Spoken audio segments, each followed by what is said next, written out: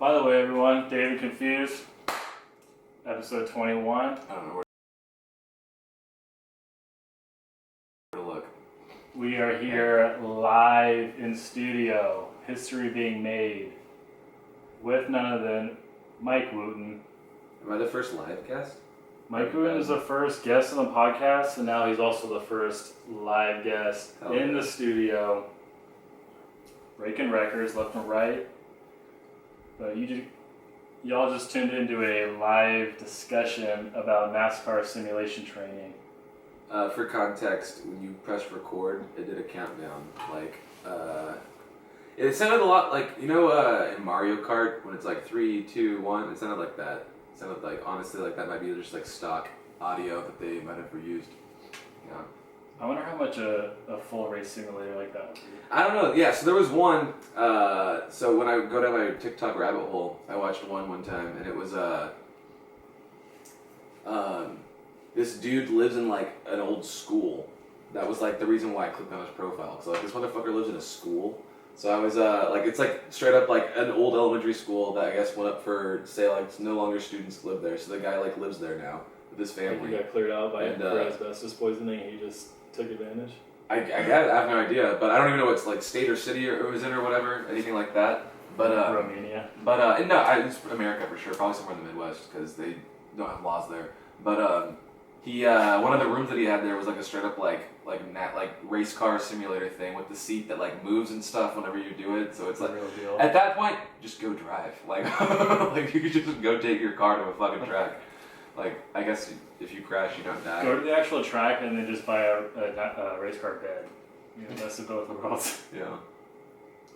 So we're here with Mike Wooten, live and direct. The world is opening up again. The Cori virus is being defeated. At least the 19 strain. We're getting some super strains in India. Is that true?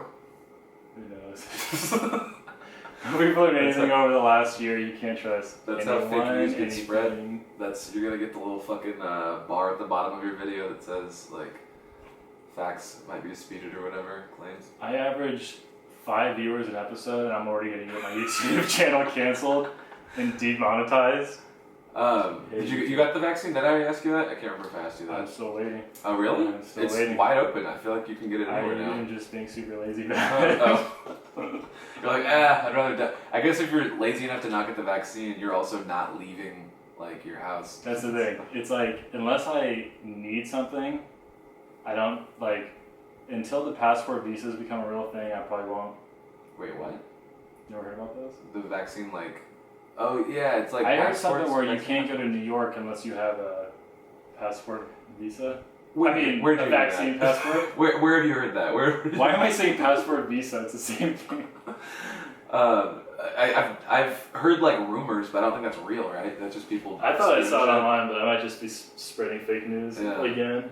Yeah, I got Moderna, and I was the first person I know that got the shot. Like out of anybody, like out of all my friends, I was like the test subject for all of that, and yeah. Symptoms? First one, fine. Second one, my lymph nodes got a little swollen in my neck. I slept it off. Fine. Next day, that was it.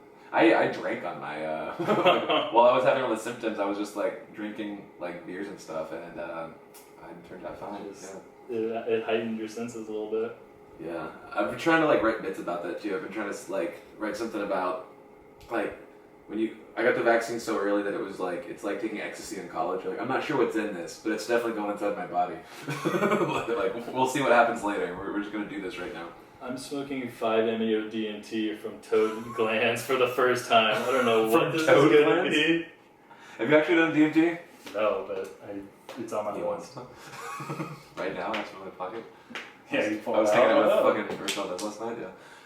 No. Yeah, let's talk about that a little bit. So I was saving this story to tell it right now when we were recording. But last night, so for context, some comedian friends from up north are currently in town this evening and last evening, and they're staying. Shout out the boys. Taylor Evans, Scott Powers. You already know who it is. You've seen. They were sleeping at my house, and because of that, we were out having some drinks, some bars or whatever. Our good friend, Rich Valdez, was also with us. Shout out Richie. And he's just like, hey, can I bring some friends over too? There's already like 7 people at my house. I live in a 2-bedroom house, so I'm just like getting kind of crowded. But you know what? Are they cool? And he just goes, oh yeah, they'll be fine. Fast forward like 3 hours. I'm sitting on my couch in my garage. I have a garage couch, not to brag, but I'm on my garage couch outside, and one of the people he invited, like she walks out and just goes, I'm so sorry, but I flooded your bathroom.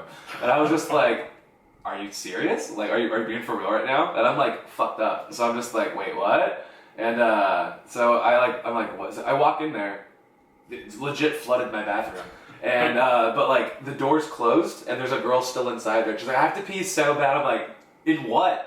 Like, it's fucking flooded. Like, are you just peeing on top of the fucking, like, I'm gonna have to go fix that. Also, I've used a lot of toilets in my life. I've never flooded a bathroom, ever. I've never even had to use a plunger in my life. So I don't know how the fuck that even worked. She had to have been like multiple, how else do you flood a toilet? Have you ever had this happen to you? It's very strange you say that because yes, this actually has happened to me before. I'm not going to name any names just out of respect for privacy, but going back to your situation. Yeah. Yours is completely probably toilet paper conduced. I don't know. She probably just, hey, I'm not paying for this. This looks like nice toilet paper. I'm really going to get my money's worth. Yeah. And just he's got a garage couch. She probably has 3-ply toilet paper as well. It's like rubbing lotion on your butt, yeah. When you're taking shit at a house party, there's no rules. She's probably just peeing, right? You're like stealing. Because it's like no one knows you're taking the shit. You're anonymous.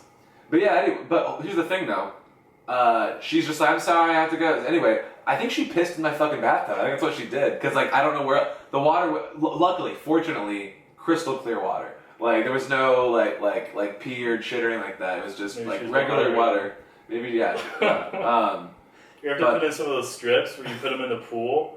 And then all of a sudden something like turns all blue, someone's peeing in. It's like, she has like peeing, get the fuck out. Is that actually a real thing? Because when I was in high school, they always told us that, like, hey, you can't pee in these pools. They just say that you don't pee in the pool. Because I definitely peed in those pools. Definitely not a real thing, I don't think. Yeah.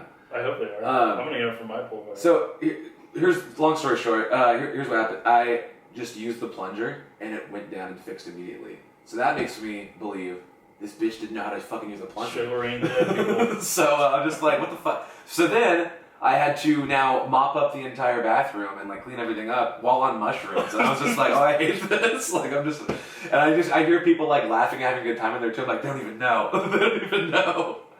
And that was my evening last night. And then the entire time I was just like, he's not allowed to bring over any friends ever again. Because who does that? I would just, I don't know. Richie, unless you bring 20 plus ShamWows next time you come over, you're no longer allowed me. And the thing too is he was like high as a fucking dragonfly outside on the couch. I was with him outside on the couch. And later he didn't even know that happened. And he was next to me when they told us. So later I walked back out and I'm like, hey man, your friends, they fucking like flooded my bathroom. And he just goes, what? Nah. I'm like, well, it's over now. I fixed everything and I mopped everything up and it's clean now. But like, yeah, what the fuck? That's like ultimate fucking party foul. That's the THC tunnel vision right there. Yeah. Mine wasn't as severe because I wasn't on a large amount of psilocybin, but... What age? Was this recent? This was age 23, 24. Okay. So right when I got my real estate license, living the deals, selling homes. That's a job that everybody thinks they can probably do. Living the dream. But, so I had a schedule, I was working a lot, I was going to school. And a night similar to yours, had a couple friends over after going to the bars. Party at my place. Come back home, it's me, a buddy, and then I think a couple girls came over too.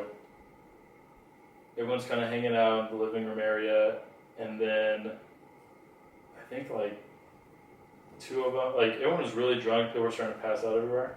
Mm. I go to sleep in my room. That's even worse, because then you're trying to be quiet. Yeah. So I'm asleep. I work the next day, and then I get a knock on my door, and it's probably 4 a.m., 3:30. Yeah. And it's my buddy, and he goes, hey,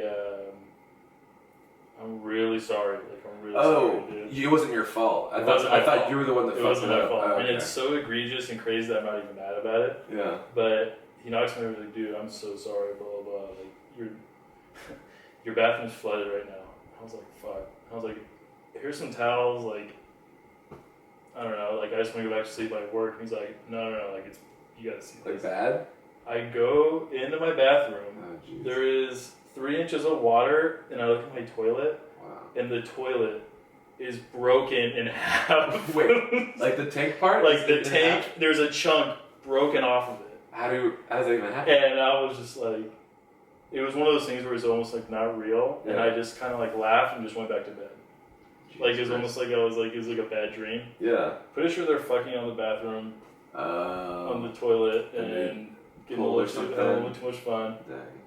But the worst part about it was calling the maintenance guys the next day and walking them in, and they're just laughing, and I'm like, dude, 3 chili dogs and Uyghur schnitzel. Jesus Christ. Do not eat those. One time I lived in an apartment, kind of over in this area actually where you live, but I broke up with my girlfriend, finally. Enough was enough. She had this bad habit of blacking out and screaming at me in public, so it happened 3 times, and the 3rd time I was like, alright, you gotta like get your stuff and like move out. Yeah, anyway, but I hit up some friends and I said, hey guys, like just broke up with her, and they were just like, alright, on the way. So my friends came over and we just went on like a 3-day bender where we just like drank the entire time. Because I was with that girl for like a long time, like 2-3 years or whatever. So, yeah, it's a long time, right? 2-3 years? Anyway, but I got fucked up, and when I woke up the next morning, I was just like, did somebody break a window last night? And one of my friends the night before had put his elbow through it on accident, and then pulled it out and was like, I'm so sorry. As he's like bleeding, he was like, I'm so sorry, bro. I'm so sorry. And everybody was just like, hey man, like, no, like, fix your elbow, like, you're bleeding out right now. And he was just like, oh, no, I'll fix it, I'll pay for a new one. Anyway, so when I woke up the next morning, I was just like, did that happen?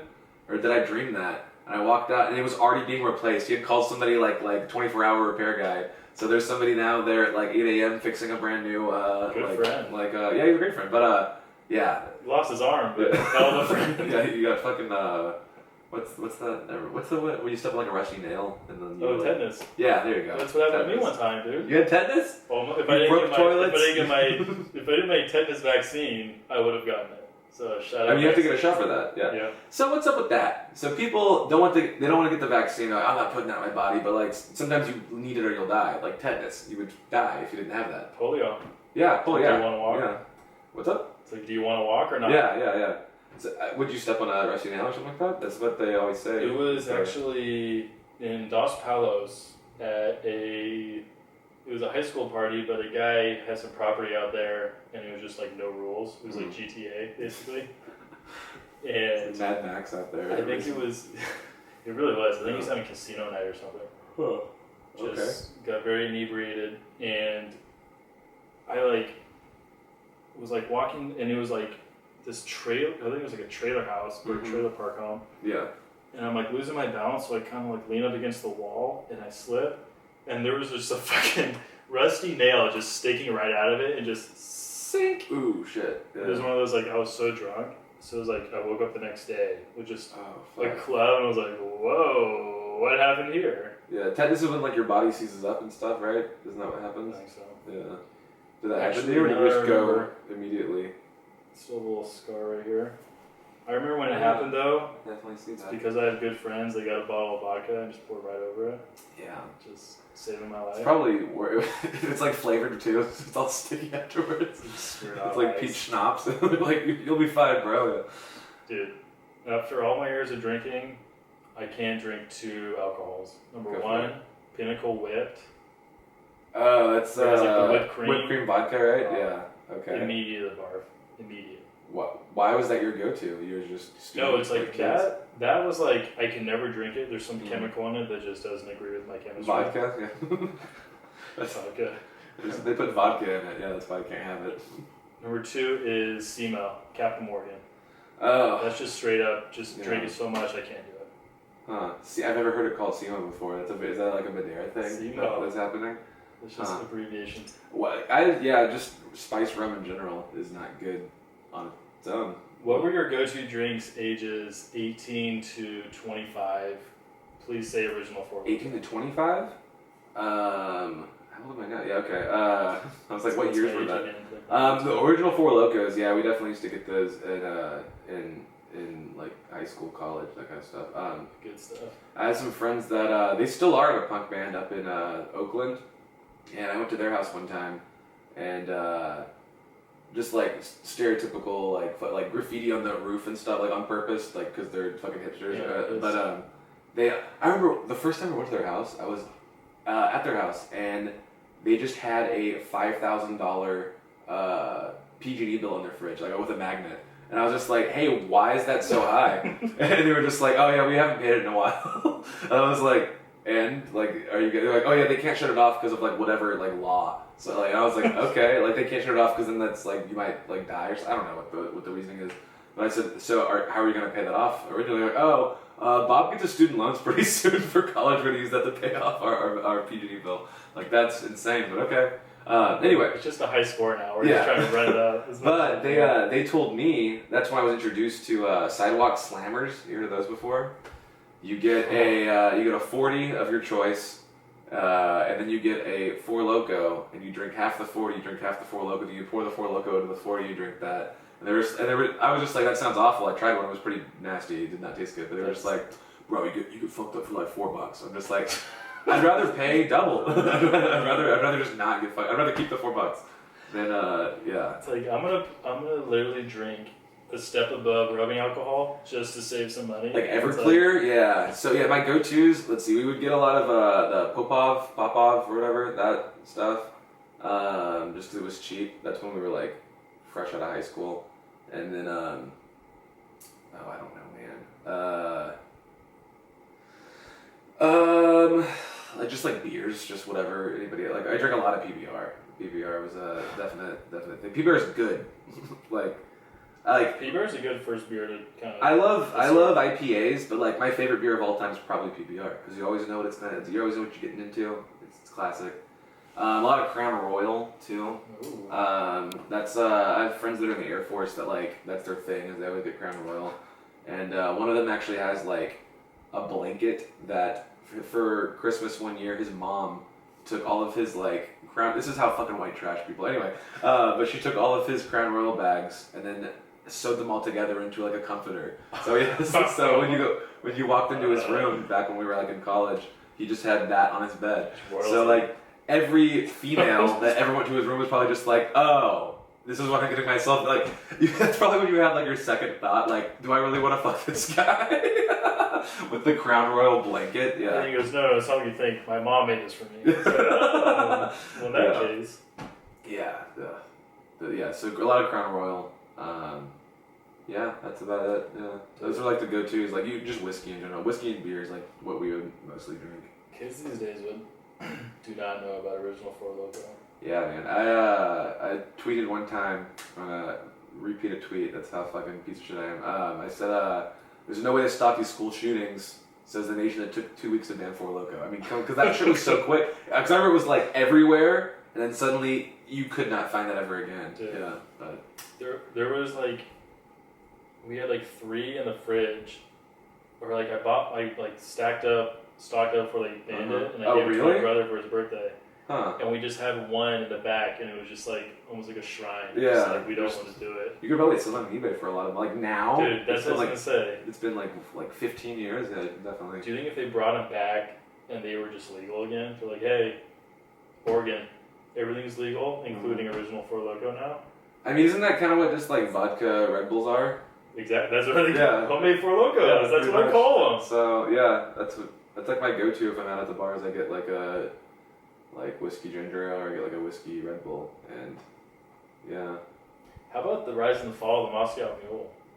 I think I've only had one in my life. I feel like they were hot in the streets, and then something about the copper cups. I think it's just, I don't know, at least in my experience, it'd always be like girls being like, oh, I like having the little mug, it's so cute, yeah.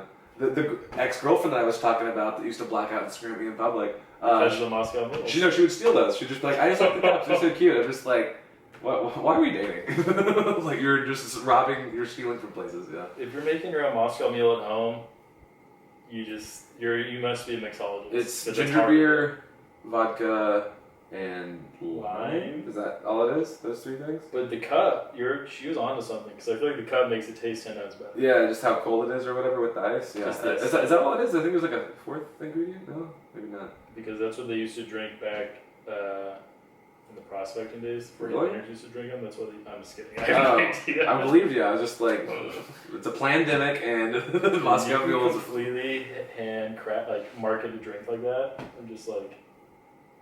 Makes sense. It's like red. You mix in some like tiger's blood. Gives you like. Isn't it? It's like an AMF, right? It's just like people like it because it has the bright blue stuff. Yeah. That'll get you fucked.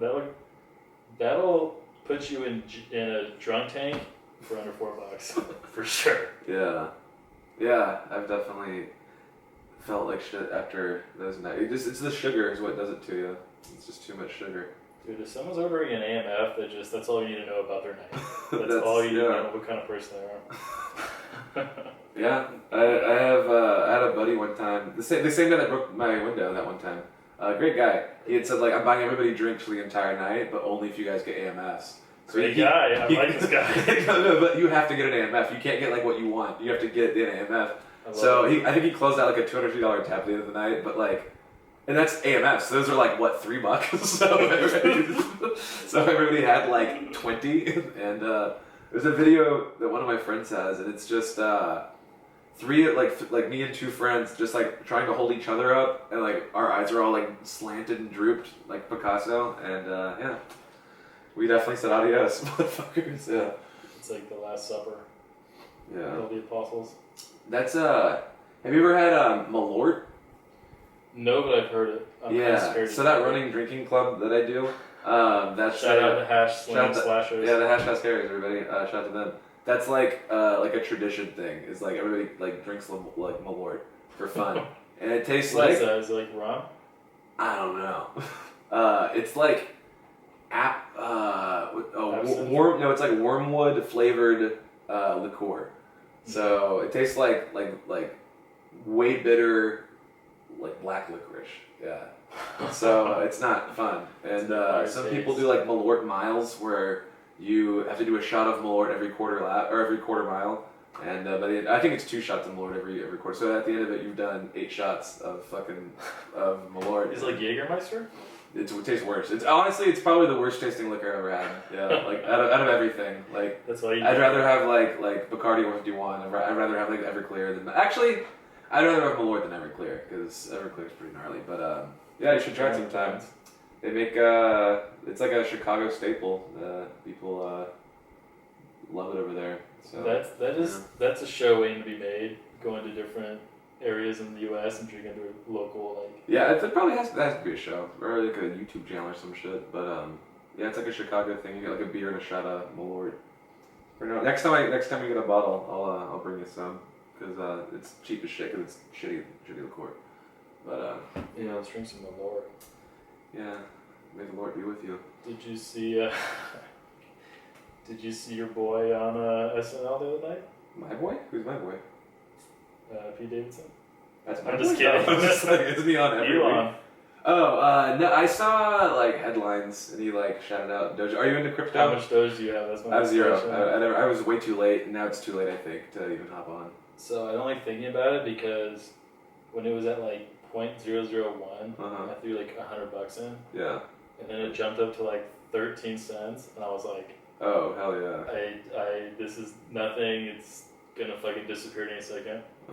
Made a couple $100, no big deal. And then all of a sudden, you'd be like, very rich now. We're going to a dollar. I'm like, shut up. Yeah. Shut up. That's crazy. So I dipped a little bit back in, not a lot of money by any means, but it's just like. I wonder how you even like know to take that risk. That's my fault. Is I'm always too late to the game. I was just like, oh, I didn't know that was gonna be. I have money in Bitcoin right now, but I've had that for like probably like 5 years. Yeah. Disclaimer. Oh, so you were a little early. It was whenever that first like surge when it happened, and then it popped. That's when I bought. So that's been probably like 4 or 5 years now. Do you have any full Bitcoins? No, fuck no. When it popped, it went down to like $1,000. I'm not gonna. I have a garage cash, but I'm not doing that well. Disclaimer: we are not financial experts. Do not take our advice by any means. But yeah. Speaking of crypto, what I'm doing now is because I got Coinbase and I love to just look around on there. It's like I don't even really have to understand it. If something's cheap enough, like cents, it's like maybe. Let me just throw some lunch money at it just so I can like. But you know really what it boils down to is football seasons. It's the off season, and I gotta get my betting fix in. So like this is kind of like. You could bet on, isn't it baseball? I don't know how much sports. You could watch baseball and basketball, but that's... It's basketball right now, really? Mm-hmm. It's almost playoffs, baby. Wow, yeah, I'm out of the loop. Yeah, I don't know anything. You've been paying attention to track and field too much. Yeah. Yeah, it's professional darts, yeah. Yeah, my thing is that I'm always too late, so like, the Dogecoin stuff, I have friends that are just like, you should have hopped in. Like, it's like, yeah, I should have, but I didn't. And now what? Now it's like, I don't want to be in it now, because now it's going to, like, fall. I don't know. What people don't say is, like, what if it went the other way? Are they going to be like, dude, you should have done, like, you know what I'm saying? Yeah. Like, the risk is there. Yeah. I think, I mean, obviously you kind of, like, have to have a good chunk of money to really do some damage, but... Yeah. I think it's just interesting. That's how I feel with gambling too. Like in Vegas, if I lose, I'm just like, oh, that could have been like a nice dinner. Like I should have just had the dinner. That would be more satisfying. I don't need the thrill. I already do like drugs. Like I don't need the high of winning, that kind of stuff. I realize I'm so sick and twisted that. Shout out to Dave Whittemore. He's sick and twisted. It might be a $500. It might be $10. It's the same feeling to me. So it's like. But when you lose, so it's. Yeah. But I don't know. I've done psychology research into that, and it's like people that are super diehard with like certain teams. The team losing is almost as much of like a thrill as like them winning, because like you just want to feel something. You just want to feel something. You just want to feel alive. Let's be real. Someone like me, I've always thought like the shittier like your marriage and your kids and like that's why dads love football, so they need something to like get out of it. They're just like, oh yeah, that's why I started really getting into that. So a normal football season, like, are you betting on every single game, or are you doing like fantasy or what do you got? Shameless plug. Tune into Cash Ball. That is my betting show that I started last season. That averages maybe 3 viewers. Is that doing better than this show? So, well, it averages 3 viewers. This averages 5, so it's a little bit more. This one's almost double, yeah. I've narrowed it down to, like, I'll do 3 bets college, 3 bets NFL. Okay, and you're doing, like, $100 each bet? And 25 each bet? So, there's no... couple units each. I'm not going to go into how much. But kicking around some ideas for the next season. Thinking about doing, like... Because it's, like, 3 bets each. It might be like $5-10, but I almost want to do like one game and put like $100 on it, and then just do like live stream. Oh, so people can like see me like go through all of the ups and downs of being like yeah. All for content, all for the fans, but nothing a lot right now. But I just love getting that action in. Yeah, are you doing like the what's the one like FanDuel and DraftKings, those kind of things too? I'm old school. I still go through my bookie. Do you really? You have an actual bookie that lives here in town? I go through a guy that has a bookie. That's the most Armenian thing I've ever heard in my entire life. Well, I'll take that as a compliment. Speaking of Armenians, though, I have been confused with being Armenian. Oh, really? At State, I did take an Armenian studies class. Huh. And I can kind of see that, I guess. Yeah. I grew up with like all Armenian children, so like all of the like the Parnagians, the Hovhannishians, the Sarabians, so all those and I haven't seen them. This is actually kind of funny. They were all like my best friends in elementary school. I'm talking like K through like 6th grade, and then kind of lost touch with all of them once like I got older, and then at age like 24, I was at a Smash Mouth concert and hammered, and I see them, and I was just like, oh shit, those are all my best friends in elementary school. They're all cousins. They all hang out all the time. So it's like all of them all at once. And then I've not seen them since 6th grade. Wow. And I'm hammered, and I walk up, and I said the douchiest thing ever. I just walked up, and I said, do you know who the fuck I am? And meanwhile, it's like, and I saw her face. No, I'm doing Shrek songs, yeah. Anyway, and they're just like, who's this guy? And I just went, I might fucking what? And all of them lost their shit. They were just like, what? And they were like, shots. And then I started talking, and they're just like, what have you guys been up to? They're all millionaires because they all got into like real estate. Fucking yeah. One of my best friend in elementary school, his dad owns a packing company, So and he wasn't there that night, and I said, "Where's Sam?" And they were just like, "Oh, he doesn't really hang out that often anymore. He's like he like got his like pilot license for helicopter, like that. She was like flying that shit around. Just like, oh, that's cool. Yeah, they're all stupid rich, but yeah." Rekindling at the Smash Mouth. I've seen Smash Mouth like 5 times. Yeah. Unironically, just it started out as a joke. It's not a joke anymore. They're getting my money regardless, so the joke's on me. Yeah, I'm the punchline. The punchline is I love it. Shout out Armenian. Shout out Dave Abkarian. Oh yeah, Our favorite Armenian. I just saw him. When I was a young child, one of my daycare caretakers was Armenian, so I feel like, in a weird way, I was kind of raised for Armenian people. Yeah, I mean, I guess. But I walked into that Armenian studies class and they started speaking Armenian. Oh, is that what they... Wait. Is that the language? Yeah. Is Armenian? Yeah. That's... Okay. Yeah. I'm not stepping on any toes. Yeah, no, I was trying to think, like, is that what it's called? I don't know. Yeah. It's Spanish, alright? It could be anything for all I know. Yeah. Well, that's cool. How was that class? What made you take that? It was really interesting because everyone was Armenian in that class except for the teacher. Huh. Okay. Yeah. What was the teacher, white? Yeah, Eastern European. Huh. The teacher's like, Turkish. almost like Is that too soon? Yeah, he was, for some reason, all of this curriculum was like, Armenians are terrible, the scourge of the earth, Yeah. like, we shouldn't talk to them. It was really weird. That's funny. Huh. Is that a city? State? Where was State. it? Huh. Armenian studies. I mean, I don't see why it shouldn't. I took a Chicana studies class when I was in my last year of college.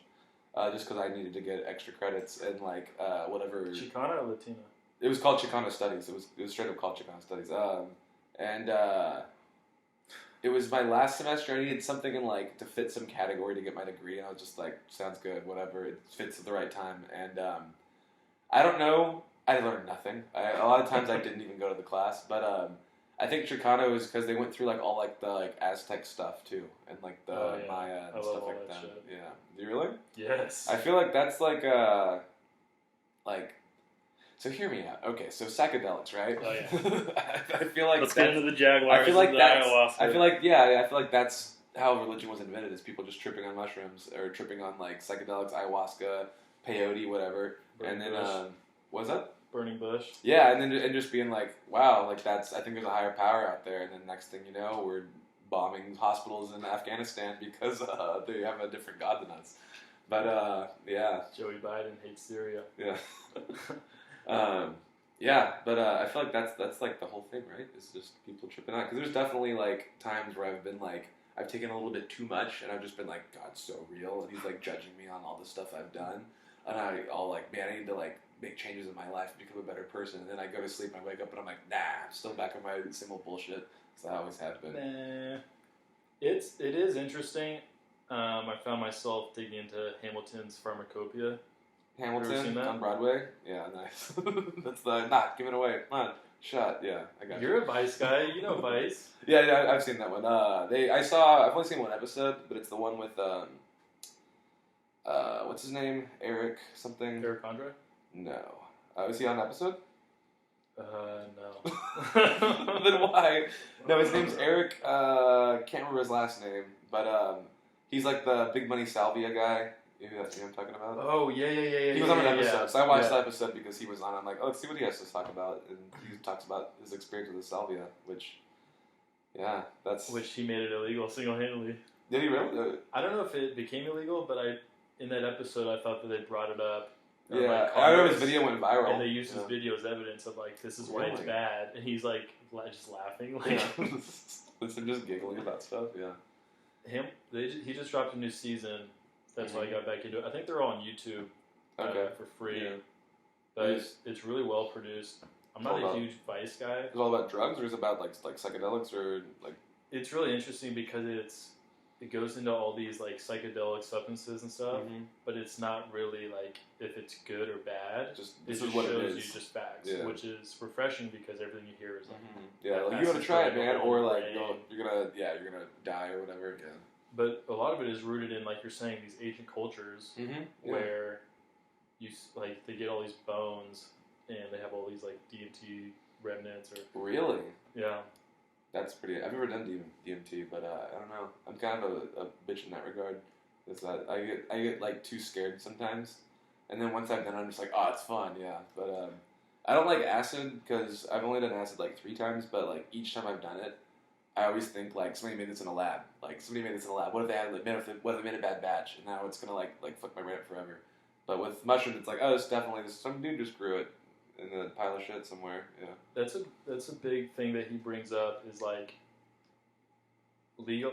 I am a proponent of legalizing everything. I mean, in a perfect world, it might not be perfect, but the main problem is you get this stuff on the street. You don't know how much you're taking. You don't know the purity. So it kind of like weed in a sense, where it's like you get it regulated and get everything. Yeah. And then instead of fighting the war on drugs, you just put that money into it. Oh, absolutely, yeah. Education about it. And then the reason what they say is like, oh, well, you'll like you'll abuse it. It's like, yeah, people eat McDonald's every day, and that's why they weigh 1,000 pounds, and like they die from like heart disease, and nobody gives a shit about that. But yeah. But what people don't understand is like, oh, I would never do meth, but then I just broke my arm. I'm gonna have surgery. They put me on morphine. Yeah, for real, yeah. Or is that heroin? I think. Morphine is an opiate. Or heroin. Adderall is meth. Yeah, pretty much. It's just amphetamines. Yeah. And it's like, I love Adderall, so what does that mean? Yeah. You know? So it's like... Yeah, maybe, I don't know. And like, yeah, a lot of times they cut it with like, who knows what. Like, I've read stuff before where they said, because like cocaine, a lot of times they'll cut it with like baby aspirin, or they'll cut it with like straight up like laxatives and stuff like that too. And that's why whenever you're like, oh man, I can't do cocaine, it's like, yeah, because they're cutting with like random shit. Sometimes they'll cut it with like meth and stuff like that too. I had a friend one time who said like, yeah, if you like dip your dip your finger in it and put it on your tongue, if it like sizzles, that means they've cut it with like amphetamines. And so I was like, really? And I did it. And like, oh yeah, my tongue's dancing like Usher right now. Like it's definitely cut with Coke or Pop Rocks. Yeah, like this is so yeah. That's how they. That's at least what he told me is like that's how you judge the purity or whatever. Yeah. But I mean, take out the war on drugs. You take out the cartels. Yeah. Post-COVID, let's see if society goes into that direction. I mean, they're already kinda like There's Washington Portland and all that. Yeah, right? Washington they legalized weed and mushrooms, and now I think they're trying to get MDMA like approved next for like medicinal stuff. People that are having like PTSD, they could take MDMA and feel better or whatever. People are starting to do ketamine therapy as well. Yeah, I've heard about that stuff too. I don't like that. I've done that once. Not for me. Did you really? Yeah. I wasn't. I didn't like it. Yeah. I was also drunk already. Most of my experiences with alcohol or with drugs, I'm usually already drunk, and I'm just like, all right, yeah. I've heard that like in like Australia, it's so hard to get cocaine that they sell ketamine and just call it cocaine over there. And they're just like, yeah, do this instead. They're just like, oh yeah, it's good. Yeah, so that's crocodile country over there. Yeah, that's what I've heard though. Is that like that's what cocaine in Australia is just ketamine. I mean, different strokes, different folks. It's crazy too, because like there's probably a bunch of plants out there on the Amazon that like we don't even know. Probably, yeah. That could still, get you lit.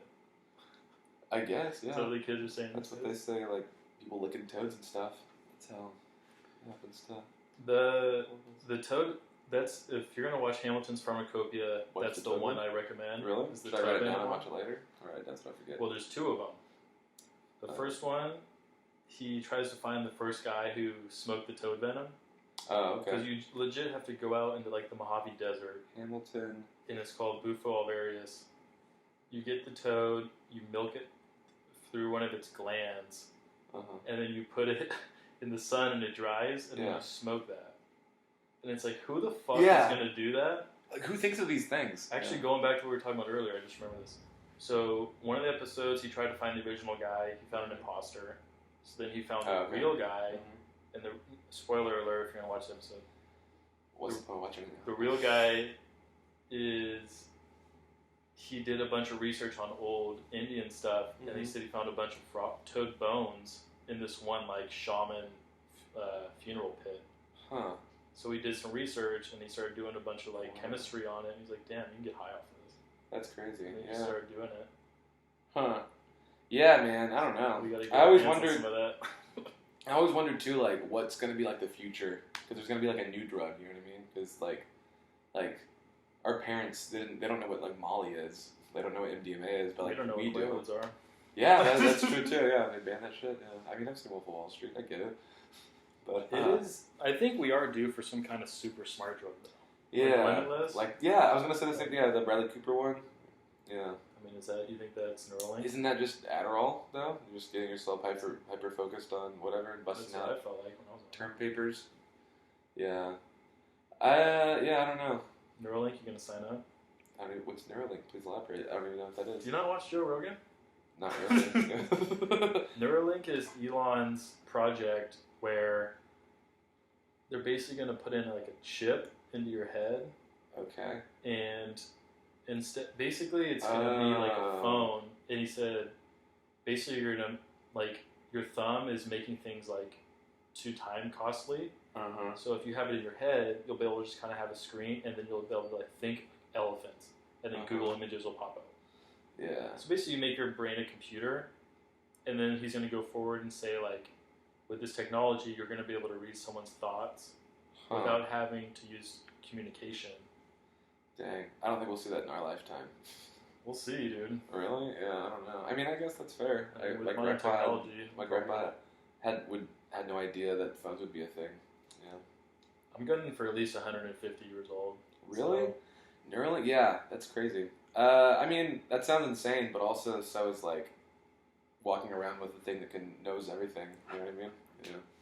It is strange to think back, like, go to your 10-year-old self and be like, hey, in the future you're going to carry around this little computer that's just basically going to, like... I'm trying to think of what age I got video games.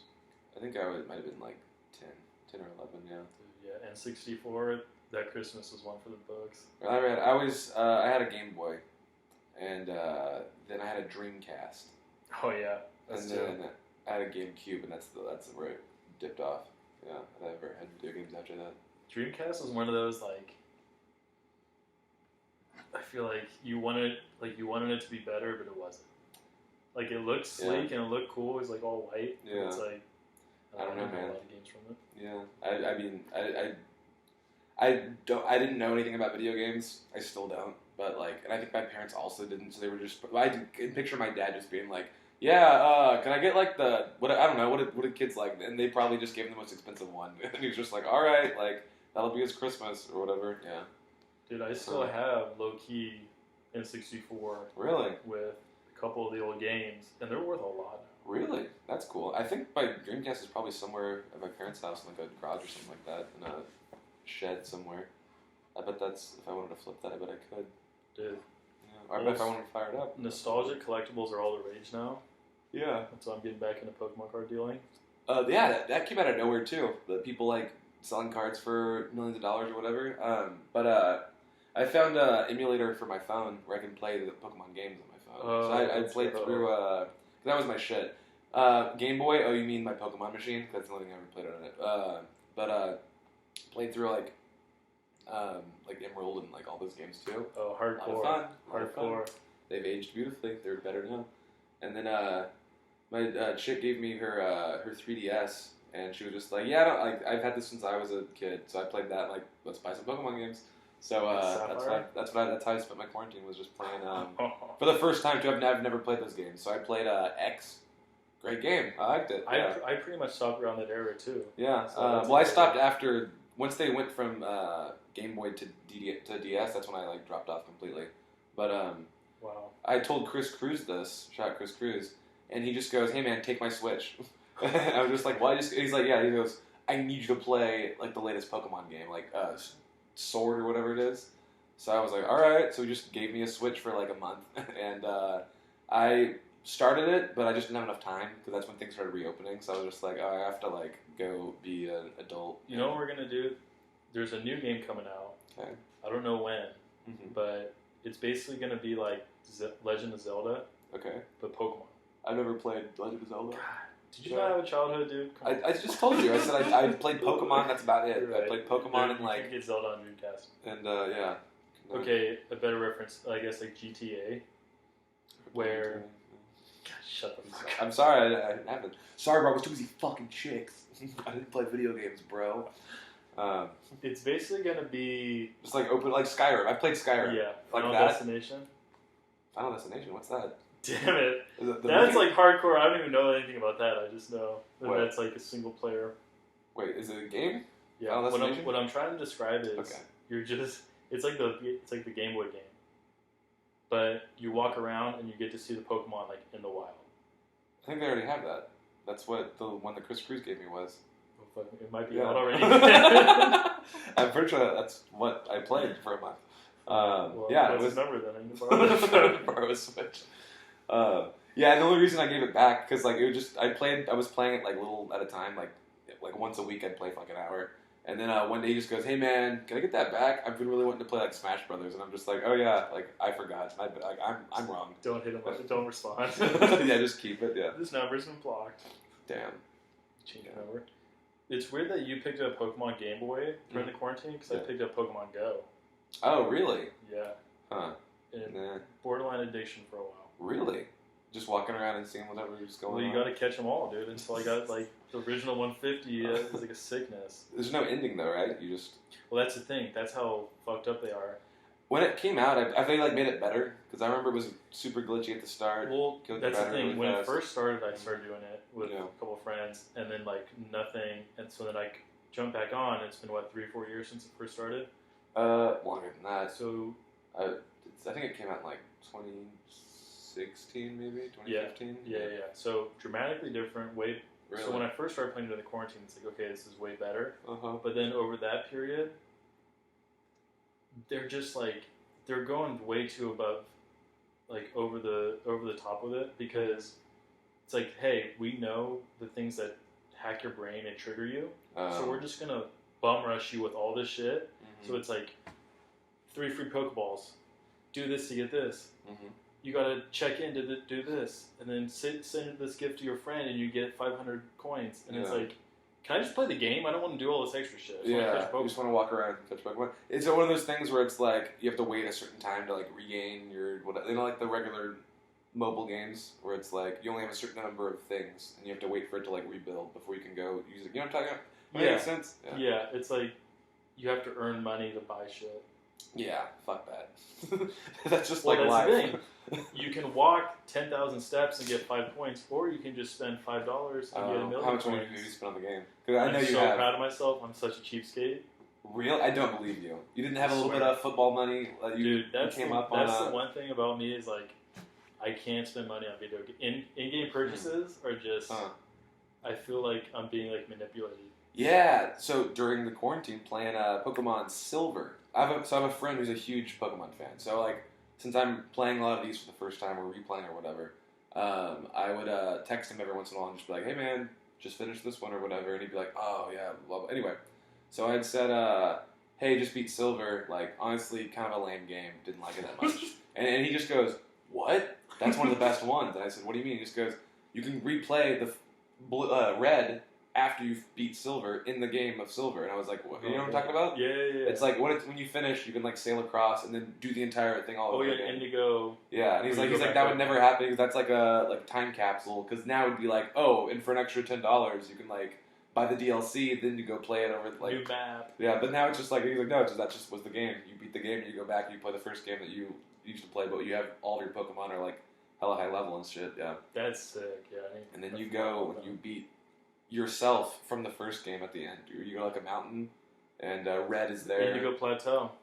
No, so you beat Indigo. It's after you beat the Elite Four. You go through and you play the first game again. You beat that Elite Four.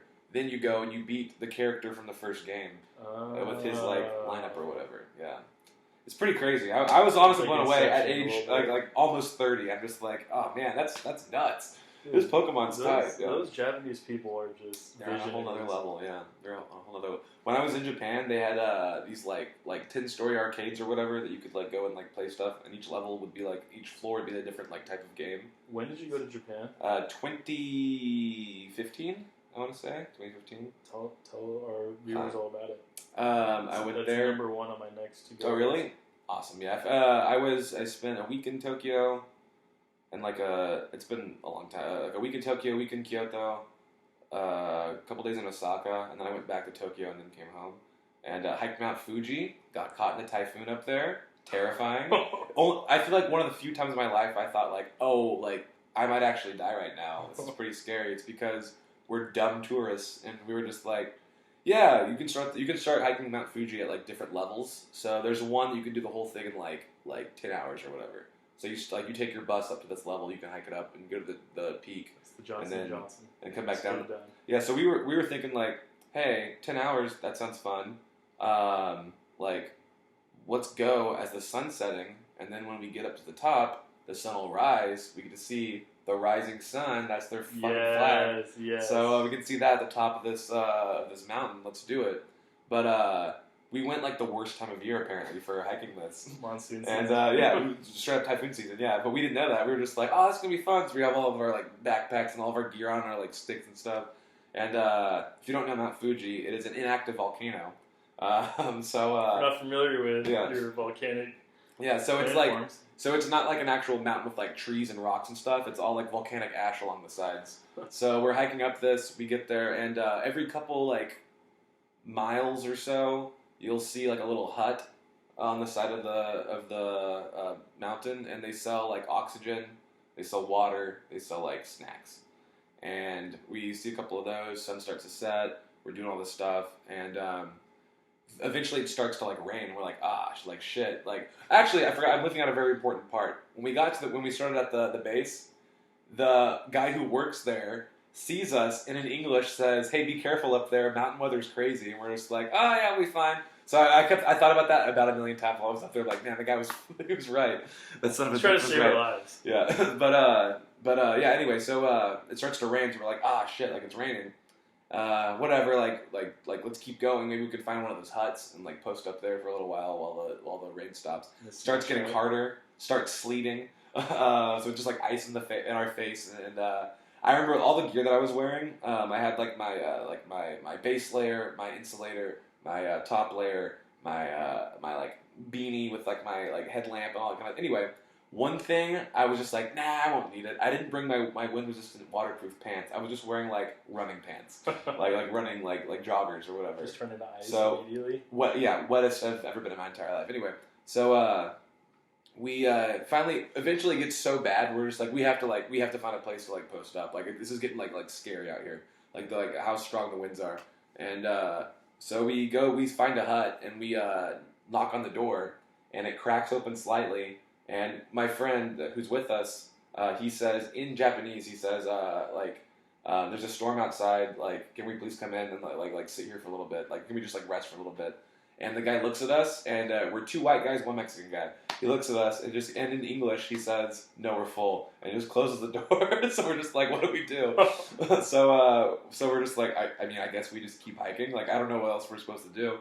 So we just died. So yeah, so we keep going, and that's when I remember like my phone said it was like 7 degrees Fahrenheit, and my phone just died. So I was like, well, this is it. This is how we're gonna die. It's an emergency, like storm warning. Yeah, it's the national alert for everybody to vacate. This is not a drill. Get off of Mount Fuji. So we find another hut at the top. And it's just empty. There's nobody inside there. So we're just like, were they evacuated? Like, why is this one empty? Squatters' rights. So we're trying to be quiet, but we're just like, there's no one in here. Like, what do we do? So we're just like, I mean, I guess let's just sleep for a little bit, and then maybe we can like head back down in the morning when like the sun comes back out. Maybe it'll like warm things up and like there won't be rain or whatever. Let's do it. So we go to sleep, and I wake up. This is also like 4 in the morning right now. So I wake up like maybe an hour later, and it's somebody yelling at us in Japanese saying like, you didn't pay. And our other friends saying in Japanese like, there was nobody here when we got here. And he's like, you don't sleep here for free. You pay first before you go to sleep. And he's like, we'll pay now. Like, well, like we don't have a problem paying now. Like the guy. I remember in English the Japanese guy had said in English, he said like, next time you come here you pay first before you sleep. I'm just like, I'm never coming back. So I don't care. But he charged us like way too much. It was like 800 yen each, or which is like $80 each for like the 2 hours that we slept there, or an hour that we slept there. Anyway, but now the sun's up, so we're like, all right, let's go back down. I guess the rain stopped, so we start going down. It was the eye of the storm, so it just comes back twice as hard as we're going down. And yeah, so we went down. One of my friends was falling behind. And I would like turn around and flash my headlamp at him. Like there's like a setting you can do like a red like help me light. So I'd flash that at him to make sure he was still there, and he'd flash his back. I'm like, all right, let's keep going. I remember I tripped at one point, just like fell like a little bit, like for a wait. Anyway, finally get down, we get on the bus, and I remember I just like took off my socks and shoes and just threw my socks away. Just put my shoes back on. I'm like, there's no way. We got back to our little ryokan, our little like hotel thing that we were staying in, and like I was like drenched, and I remember like thinking like, oh, I remember I have a beer in the fridge, so I just opened that and I just sat there like huddled, like shivering, just like drinking like my it was crazy. Chugging a Sapporo, just thankful to be on. So I was like, their beer, by the way, garbage. Really? There's no craft beer over there. So I looked around too. They have like craft whiskey. They have super nice whiskeys that. That's worse than the Typhoon. But yeah, and they didn't even have an IPA, man. I would kill to have a fucking 805. Yeah, but so it was Japan, man. You should definitely go. I heard you need to go to like Tokyo and do the big city stuff, and then get out to one of the little islands to really like. Oh, we didn't go to the islands. Indigenous people live. Kyoto's like very like historic, and there's like that's where all the temples and stuff are and that kind of thing. We looked at those; those are cool. But honestly, not to be an asshole to their culture, but if you've seen one, you've kind of seen them all. And one of my buddies I was traveling with, he wanted to see them all, and I was like, "Bro, we get it."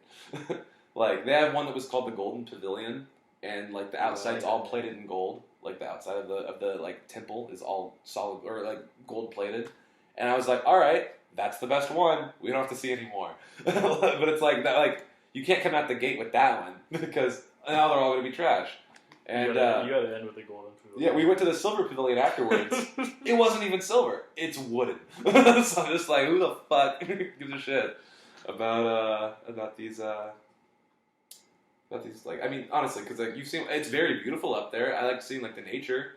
I would have rather done like another hike or something like that, but instead of like. How was the cuisine? Some of the best seafood you've ever had? Oh fuck yeah, man! In Osaka, I saw them legit pull a fish out of the ocean, and then like they cut it up and gave it to us. It's still moving as it's on. And I ordered like a sampler, like give me like a little bit of like everything that they have, and like their sushi is like what's the word? It's just like fish over a little bit of rice. You know what I mean? They don't do like rolls. Yeah, there we go. They don't do the rolls like Americans, where it's like deep fried, fucking like put your dick inside, whatever they'd say. Deep fried Twinkie and put it in this with some cream cheese. They don't do like the fucking second climax orgasm roll. They don't have those. So yeah, they just had like that. I didn't know what I was ordering, so I was just like, just give me like the one that's like everything. And there was one that I was like, this is fucking nasty. I don't know what the fuck this is. Why is it so chewy? It tastes like it's like chewy like gum. And it was shark. Not a fan. Not a fan. Anyway, but yeah, I guess eel. That was like calamari and stuff like that. No, I don't know. The really sexual ones. That's wasabi, right? What do you mean? The wasabi restaurant. That's every sushi restaurant in America. Yeah, 100%. Yeah, why do they do that? It's like I don't know. Or didn't someone have a bit about that? Or I think. That's Jen Felix. Yeah, she has one where it's like the like tie me up and like put a gag in my mouth roll or something like that. Like come through the back door. If I say stop, like don't stop or something like that. Roll. Yeah, but that is definitely a thing where it's like the show me yours roll, and it's like, hey man, I'm just trying to eat with my family. I don't want to have to. Can I get the booty, the puckered butthole roll? Yeah, I don't know. I don't get that. You want the hot dog? Yeah. Yeah, I don't know. There's got to be a history on that. That's Google. That's further. What is your next location if you got a magic plane ticket to go anywhere? Where would you I wanted to go to Iceland in 2019. No, excuse me, in 2020, but everything went to shit, so I did not be able to go there. I think that's gonna be the next trip. That and I think as far as like in America, I want to go to New Orleans at some point. I'm supposed to go there. I was supposed to go there later this year. Not sure if that's still happening, but yeah. Do some stand-up while you're over there, too. I was in New Orleans for St. Patrick's Day 2 years ago. How was that? I can't go back for another 10 years. You're legally not allowed to go back. It's one of those, I'm legally... Yeah. It's like Vegas, but just like grungier. Hell yeah. Like... I'm going to Vegas next weekend, yeah. What's today? When you're running events? You know it, baby. Yeah.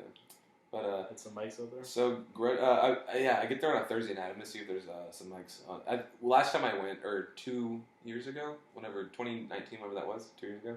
I went to an open mic that was out there, and it was cool. Yeah, You could just do your A material and no one's ever heard it before, so they're just like, hey, you're actually pretty good. I'm like, yeah, these are jokes that are like 5 years old. Was it a bunch of tourists or was it like?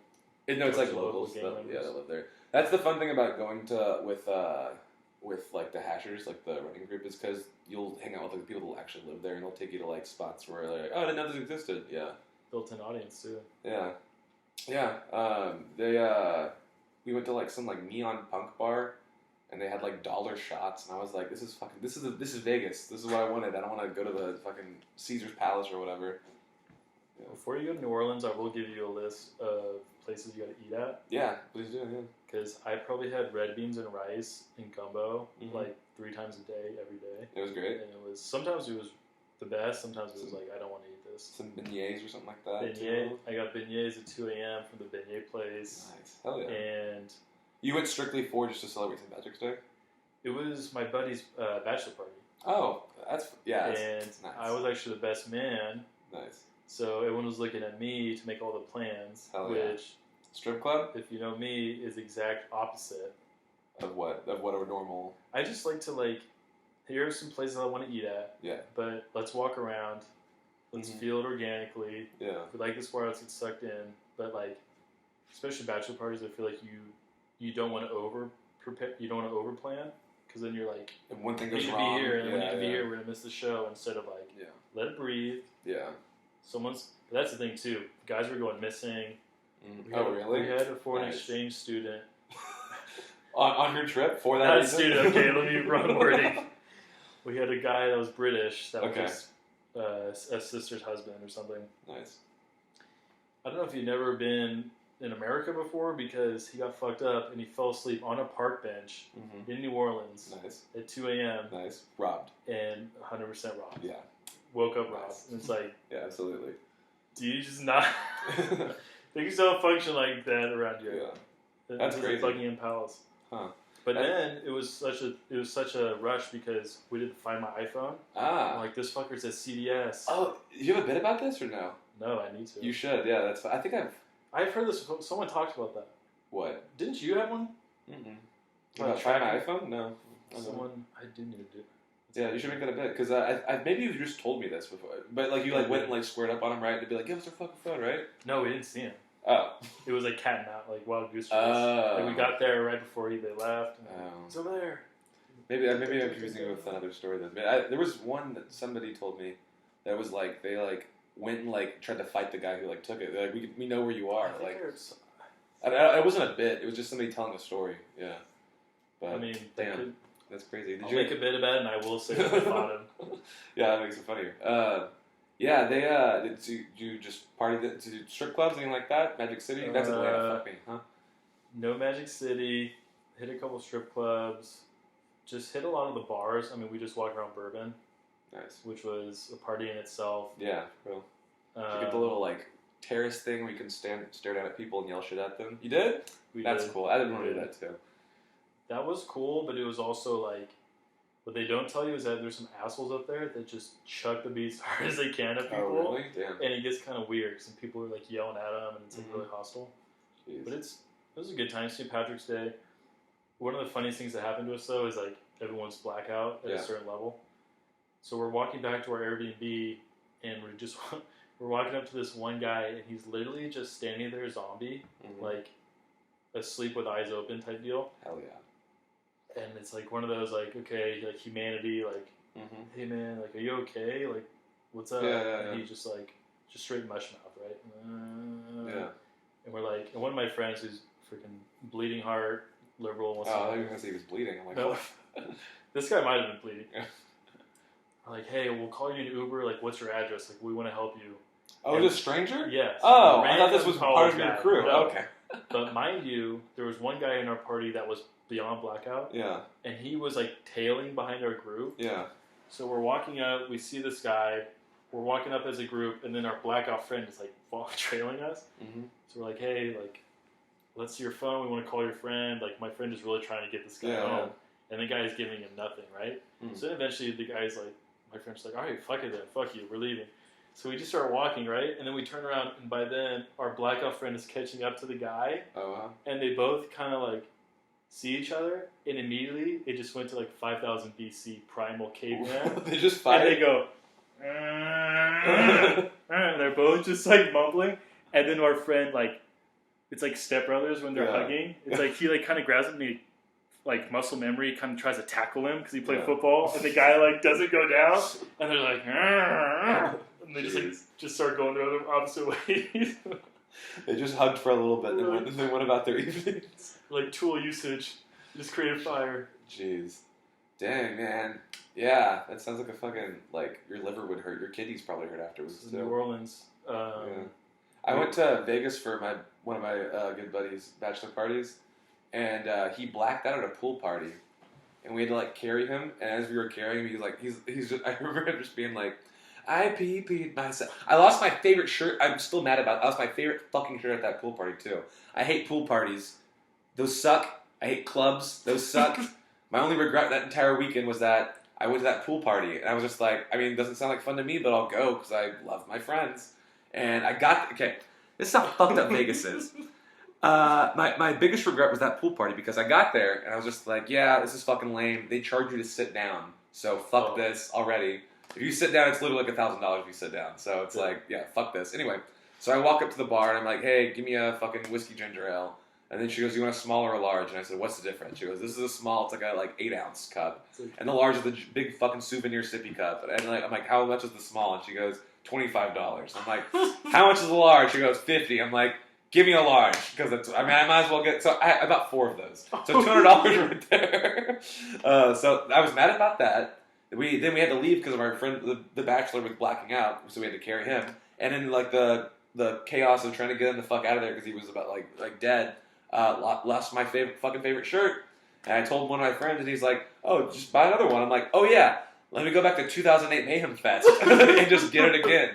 That was my favorite fucking shirt. Let me just go see Under Oath one more time in 2008. Yeah, that happened fucking 8 years ago. So, yeah, lame. Which actually leads us to my next question I was going to ask you. But going back to the Vegas thing, that is such a... Like, I've had one experience where I was lucky enough to get one of the cabanas.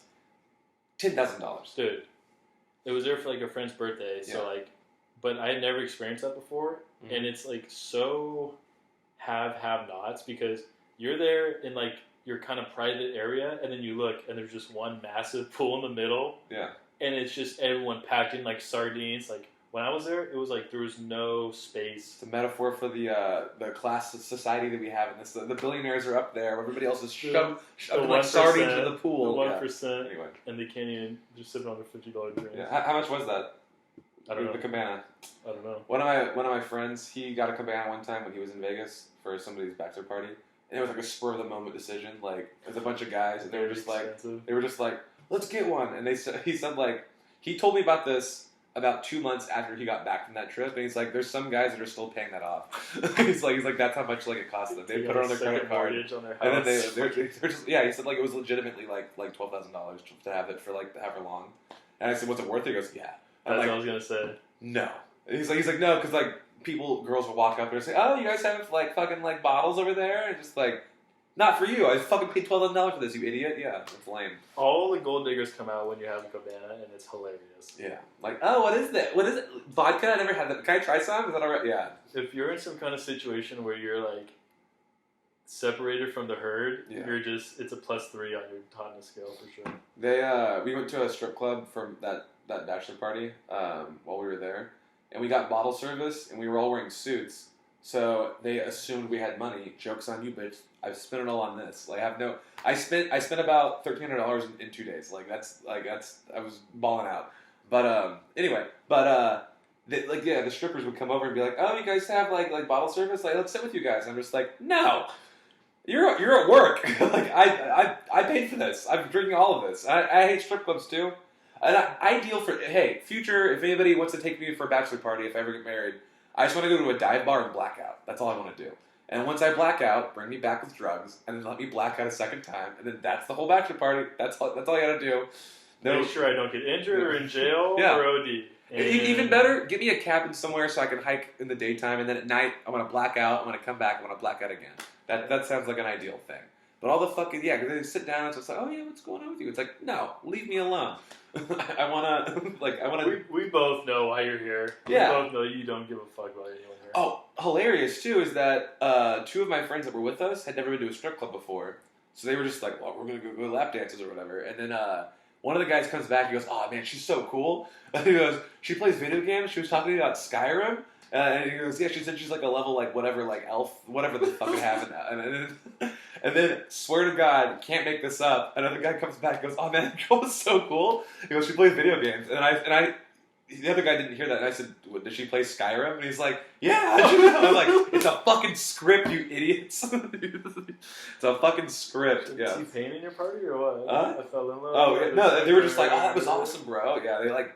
One of my friends goes, "Yeah," like the next day he goes, "I can't believe I spent like blah blah blah." I'm like, "Yeah, I didn't. I sat there by the stage and I just drank my $500 bottle of Grey Goose because that's how much they charge you apparently for bottle service. I just drank that, and at one point the bachelor walked up and he had his like arm around a stripper and it was like blasting music. I'm right next to the stage. And he just goes, "Do you have any more money?" And I just pretty like I couldn't. I'm like, "What? I can't hear you." And he's like, "Money." I'm like, I can't hear you."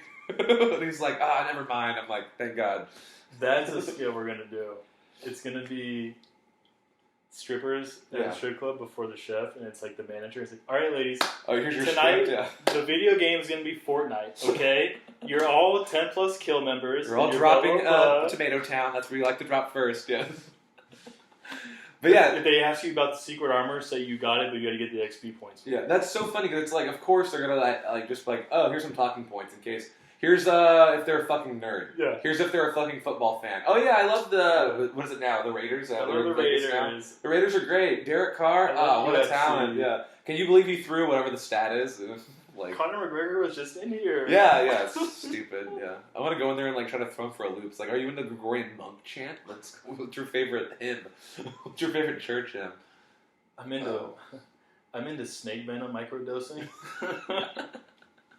Yeah, I mean, they'd probably be into that. They'd probably just be like, "Oh, you have drugs? Fuck yeah, I'll do anything." Yeah. I'm into 5-MeO DMT toad venom. Toad venom, Jesus Christ. So going back to your 2008 Mayhem Fest. Oh yeah, go for it. This was one of the questions I had written down. Oh, nice. This segment is new. For the record, there's no notes anywhere. This segment is new. It's called Time Machine. Okay, gotcha. So close your eyes and picture this. Okay. It's 2005. Okay, 2005. I was a freshman in high school. 2004 summer going into 2005. Okay. You have your skinnies on. Gotcha. You just put your eyeliner on. The hair Close straightener Close is enough. still hot. Yeah. Looking good. Go for it. You have your All American Reject shirt on. Never liked them, but okay. Give me your top 5 favorite bands at this moment in time. Okay, so I graduated in 2009. So that means 8. I was junior. So I was 8th grade then in 2005, right? Is that right? Yeah, I was in 8th grade then. So 2005, I one of my friends burned me a CD of My Chemical Romance. I Brought You My Bullets, You Brought Me Your Love. That's their first album, and I remember listening to that and thinking that was the heaviest thing I'd ever heard in my entire life because they were screaming out. I was like, I can't believe music can't get like more aggressive than this. Not knowing that there's other there's death metal and shit out there in the world, but I heard that album. I heard that album. Our Lady of Sorrows is the first track. The amount of pills I've taken counteracts the booze. Anyway, that first track, I was like, this is the hardest fucking shit I've ever heard in my entire fucking life. Yeah, it's incredible. Yeah, big into them when I was in 8th grade. Also big into. I really liked Nirvana when I was in 8th grade. Mm-hmm. I think that's a very standard 8th grade band for everybody to like. I liked Nirvana. Yeah, I started getting more into like the emo shit and the scene shit when I was in my freshman year of high school. That's when I Under Oath, Census Fail, yeah, Silverstein. I've seen Silverstein probably like 8 times, and only like 3 of those times were on purpose. The other times were just like, oh yeah, they're gonna be all right. We'll watch them too. You know what I mean? Like that, or like a Warped Tour being like, well, we have an hour to kill. You want to watch Silver? Yeah. So Stage B. Yeah. Yeah. Silverstein, Census Fail, Under Oath. Evanescence. Never looked at Evanescence either. Yeah, that chick can get it though. What's up? What's up, Amy Lee? Norma Jean, I love them too. Big fan of those guys. Bullet for My Valentine back in the day. Ooh, The Poison. yeah. The go. Yeah. Hand of blood. Why don't I see my hands are shaking? Yeah. Turned into karaoke night. Yeah. Fire. Got my roots. And then, so other thing too is that when I was in 8th and 9th grade, I was still on dial-up internet. I did not have, like, Comcast or anything like that. Days? Yeah, I was on AOL, 100%. I think it was, what was my thing? Sporty Spice? No, it was like capital M space, capital I space, capital K space, 3, because The heart? and then no 3 and then space W space W space. So it was Mike Woot, but it was space in between everything, and the E was a 3 because I don't know. Yeah, that was that. But anyway, we had we were still on dial-up internet, and because of that, I couldn't download music quickly. It would take me a long time. So when Define the Great Line by Underoath came out, it leaked early, so I found it on a torrent website. So I was like, I'm going to get the album before everybody else. And it took so long to download. The album came out. I would leave the download going. I would go to school, I'd come home from school, and it'd be like 25%. And then I'd sleep all night, and my mom would be so mad because the bill would be so high for the phone bill because it's dial-up. So it's like I'm making a phone call 24/7. International. And for real. So insane. But because of that, I would have my friends burn me CDs that they already owned, I would go to the library and I would check out an album from the library. I would rip it to my laptop and then I'd turn it back in. And if they didn't have the CD at that library, you could have it like transferred from another branch like to that location and rip it to your laptop, turn it back in. So Hawthorne Heights, 100% did that. Got it from the Reedley Library. They shipped it over to the Clovis Library, ripped it to my laptop, turned it back in. Fire. It's all coming full circle now. Yeah, absolutely. And then when I was a sophomore, that's when I got super into like the Blood Brothers, and that's when I started getting into like weird shit. Blood Brothers, fire. Like untouchable. Never heard of them. Really? You're missing out. It's like very chaotic, like fucking like I don't know. It's weird. Is that a little?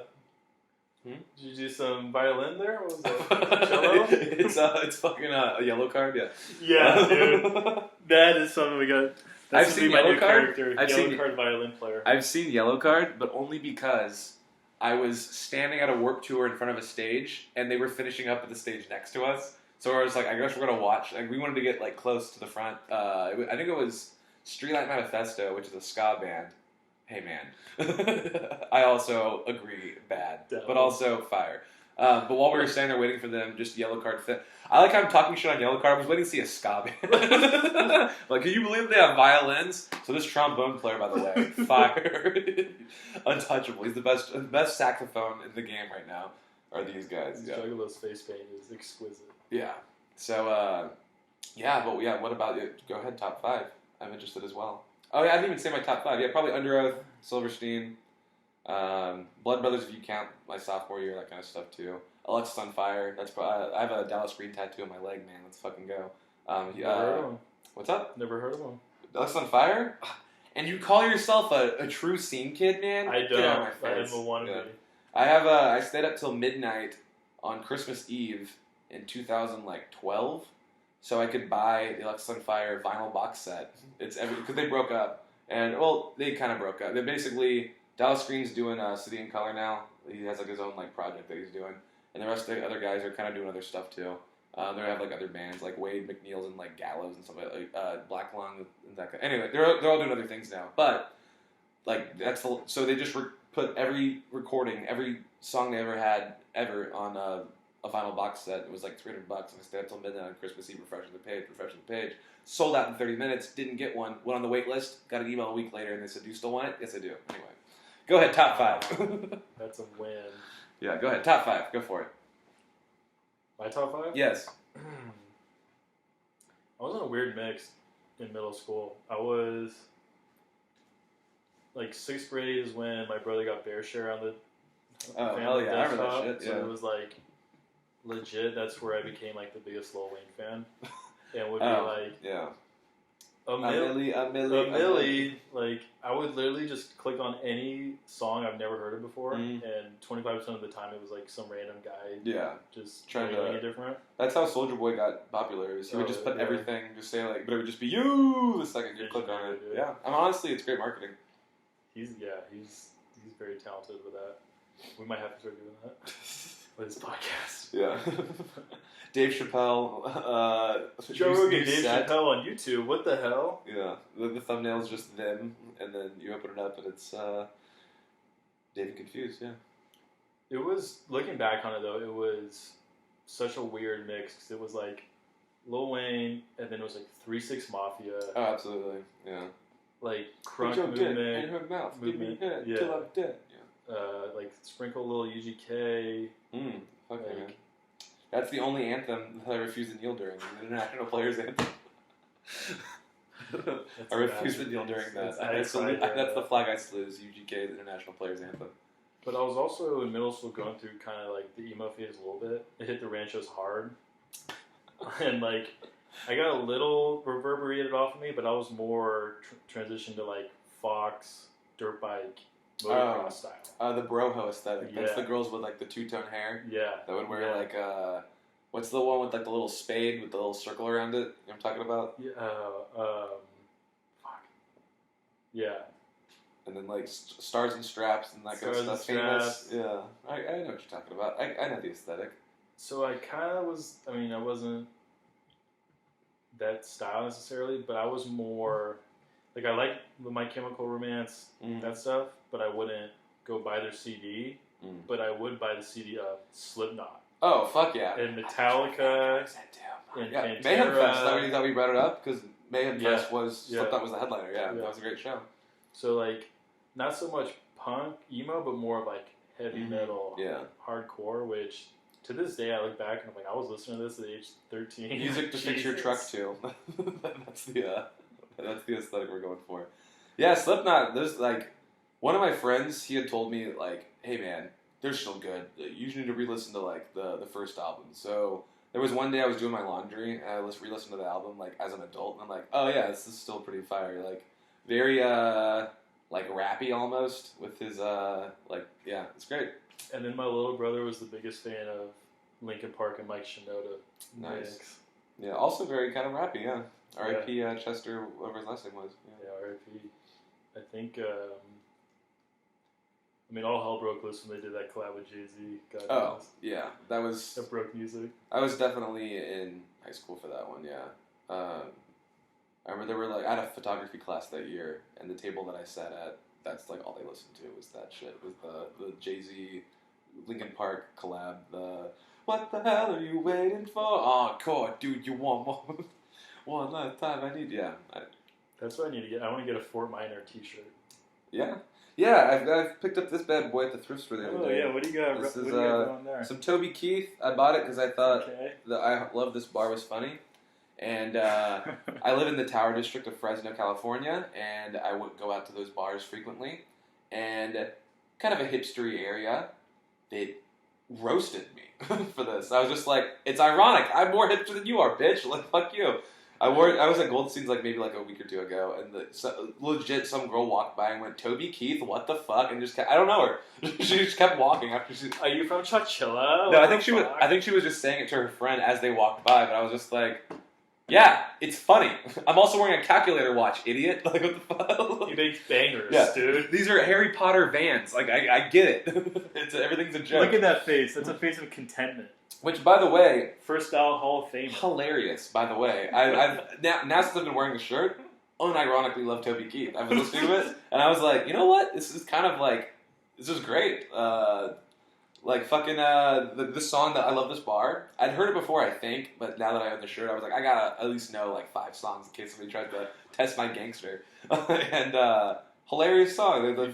If you get too drunk, just sleep out in your car. I'm like, what a simple song. Life lessons. Folk. Yeah, let's go. Dude, that was back in the era of Power Country. Is that what that is? Let's look at Toby Keith. He's probably what, 6'4", 230. You know. Man's man. Really? You think he was 230? Probably does be 6'4". Yeah. Let's look it up. Yeah, Toby Keith. He's got to be getting old too, because he was like, he's probably what, 40. He's when got this like shirt came out, he looks like he's like 40 in this photo. He looks like he's using a little. And this shirt just from men. And this shirt's from what? 2008 something? Who the fuck knows? Toby Keith age. Let's see. Give me your guess of Toby Keith's age and take a guess before you look it up. Age and height. I'm going to guess 51. Okay. Yeah, 51 and height. Well, you said 6'4". I get 6'4", 230. I'm gonna say I don't think they have his weight on there, do they? We'll find out. I guarantee they do. And they I said 51, and I bet he's 6'2". How about that? Okay. I'm gonna guess 49.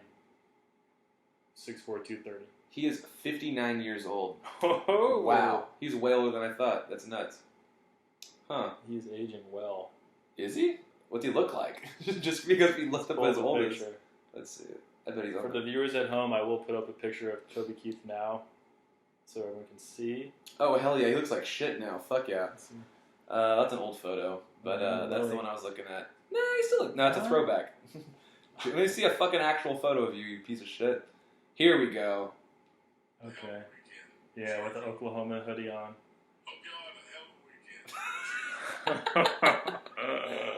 That's the vibe I want. It's just, hey, cheers, guys. But look at the guys now. What is it? Brad Paisley? The guy's... He's old too, right? Break that guy in half with the freaking flying... He's old too, right? Brad Paisley? He's got to be also like 50.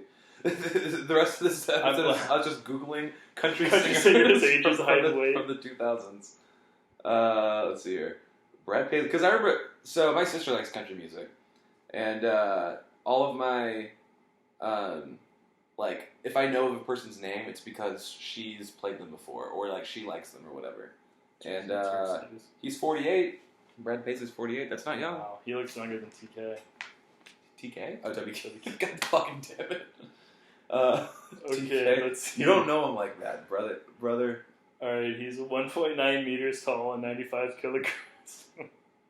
What is that in freedom units? That's kind of weird that a country singer, they're doing it in metric. all those fucking just German fans. Red, white, and blue. Das Toby? I love Das Bar. Das Boot. I love Das Boot. I'm glad you brought up downtown because we have some beef with Sarah Silverstein. Silverstein? Oh, Sarah Silverman? Or Sarah Silverman. We have beef with her? Why? What'd she do? She was on our side. She was tweeting about the whole deal about the tower being bought up by the church heathens. Oh, you're for it? Because you're very I don't know anything about it. Oh, it's happening down the street from my house, yeah. I need you to explain current affairs downtown. So, the Tower Theater, which puts on concerts, they put on comedy shows too. There was just a comedy show there last night, I believe. I don't know who was on it, but Tony Lay, he had posted some stuff about it. But anyway, they are selling the theater, and this church is trying to buy it up, and they are notorious for being very anti-gay, and Tower is the gay part of Fresno, so it's like, hey, like, that's kind of not cool to be like, fuck you guys, you're going to hell, but also, like, we're going to take over the venue that's directly across the street from two gay bars, you know what I mean? So, but I thought it was because it was a... Well, yeah. That also comes into part two, where like now, like if they do get the sale, not only are they anti-gay, but since they're a church, they'll have to rezone that area to account for a church, which means I think the bars that are already there and like the clubs that are already there will get grandfathered in, but I think anything new they can't sell liquor, so that'll just like kill that area because it's like that's the bar area. That's diabolical. Yeah, so and like a lot of people are saying like. They think that it's just a tax, like a real estate like scheme anyway. They're just trying to get that property to like flay it. So yeah, it's a whole thing. And because of that, every Sunday morning, people are out there protesting it with signs and fucking up traffic when I'm trying to leave. Can't go down that street. Got to go around. But it's fine. But they'll have signs that say like don't don't sell and like don't rezone, that kind of stuff too. And lately the Proud Boys have been showing up too in like full like tactical gear.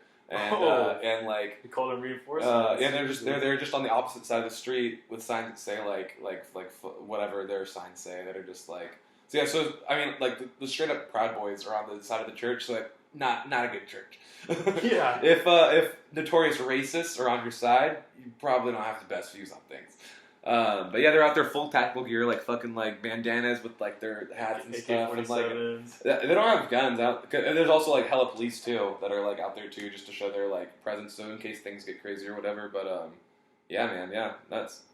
They fired one of the officers because he had like Proud Boy ties. They're just like, oh yeah, not cool. I saw that. Yeah, so right after that cop got fired, that very next Sunday, hella Proud Boys all up and down like the fucking tower, including him. I don't know, probably. They like put his name out there too. I don't know. I can't remember what the name is, but yeah, crazy.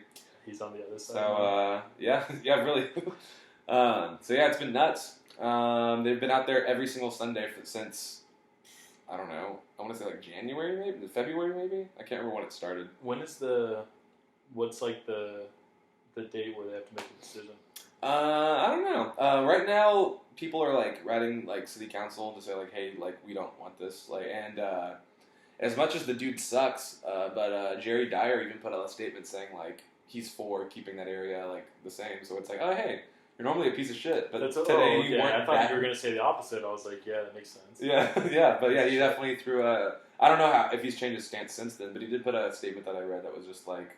He's in favor of keeping that that culture there, so it's like, oh, that's surprising. I thought you'd be like, fuck. I think he was trying to make people like happy so that he'll get reelected. Dude, Jerry Dyer, he's strictly the vibe of like, hey, 19-year-old daughter, I know I haven't been in your life growing up. I know you and me and your mother haven't seen eye to eye, but like, I just want to make things right. Like, that's what it seems like. Yeah, I think it's probably even more so than that. It's probably just like, you know how I used to beat your mom and I shot your dog one time? Well, now let's mend things up. Let's be cool with each other. And it's like, oh, you're not a very good dad. But I mean, you're trying, I guess. Remember when I used scare tactics to just control every part of your life? Yeah. I don't know. They're crazy. So. But to wrap it up, I wanted to ask you about something hot in the streets. Okay. Did you see the latest on Tony Hinchcliffe? I did, yeah. Yeah, I did. I saw the... Taylor Evans actually sent me the clip. That's how I found out. Was he sent me a text that had that in there. So Tony Hinchcliffe recently moved to Austin to join the Rogan camp. Mm-hmm. And he is in hot water because of a racial slur. Yeah. The video was like... Did you watch the video? The clip that I put out? Yeah. He like comes out and the host is Asian. And he comes out and says a slur, and then says like he did a lot of like anti-Asian stuff, mm-hmm. And that's what the beef is. But did you see the follow-up to that, where Ari Shaffir, he's also kind of like not the best track record, to say the least. Yeah, he's like the definition of like an edgelord. He put out on his YouTube channel. He put out like the entire clip, so it's all. Did you watch that video? Yeah, and it was labeled. What the media doesn't tell you? Yeah, something like that. But it has, like, the host, it has his set. Mm-hmm. So it's like, yeah, I can see that Tony Hinchcliffe was just joking, but, like, the joke was just a shitty joke. Like, it wasn't funny. His whole thing was, like, because the Asian dude, his entire set was about being Asian. Like, every single joke was about being Asian. And everybody was, like, applauding and, like, cheering and stuff. And then Hinchcliffe comes out and immediately just says, like, oh, what's the most, like, shocking, like, they're all just cheering for him, like, about, like, the Stop Asian Hate stuff. Wouldn't it be funny if I came out and immediately said a slur? So it's like, that's just, I mean, I can see you're joking, I don't think you're racist, but, like, it wasn't funny, yeah. Which is fine, you can make a fucking bomb, you can bomb on stage, that's fine. Like, yeah, I don't think you deserve to be canceled for it, but your joke just sucked. I agree. The first guy, it was all about, like, immigration material and stuff like that, and...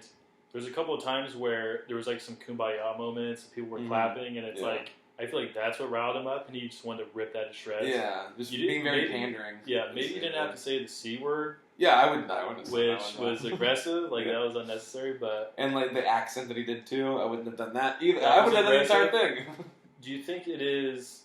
And I watched Schultz's podcast; they were talking about this. Oh. Do you think it was exacerbated because of all of the Stop Asian Hate stuff going on right now? Probably. Sure, I think that's probably why it's big news, is because it's coming right off of that. It was also like, what is it, like Asian American Pacific Islander Month, like Heritage Month or whatever, and he's saying that shit, so it's like, yeah, not a good look, but I mean, it's okay to bomb and not be funny. I don't think you deserve to like lose your career because you sucked at saying a joke one time. If a basketball player misses a 3-pointer, they don't cut him from the team. Like, I don't like the fact that the opener put him on blast. what do you mean? Because I feel like he came out and like outed him and said all this stuff instead Oh, of the host yeah, saying like, "Can you believe that he did this?" Yeah. instead of just like going up to him in person and being like, hey. Yeah, I mean, my opinion means jack shit Yeah. because I'm just a dude sitting on a couch. We're getting 85 views on this video, so so it's okay if I say the slur then. so I mean, this is what almost 2 hours in, so I guarantee 0 people are watching this right now. I guarantee like probably like my like I don't know somebody will probably watch my friend, I don't know. Well, someone's going to watch this in 10 years, if and I they're send going this to to pull it somebody, up, yeah. and they're going to say, cancel these fuckers because yeah, of this. future employer will pull it up, be like, right around the 2.5 hour mark. What was I going to say? Fuck, lost my train of thought. Put 'em on pause. I'm just a dude sitting on the couch, but it's just like, I've never heard of that guy before until this, you know what I mean? And it's like, I watched the Ari Shaffir thing, so like I saw the guy's entire set. It was funny, but it's just like never heard it yet. So I mean, take that as you will, and like I don't know, you should be funnier. It's like Hinchcliffe too, like just be funnier, be like make jokes that work. I say that as an open micer from Fresno, California.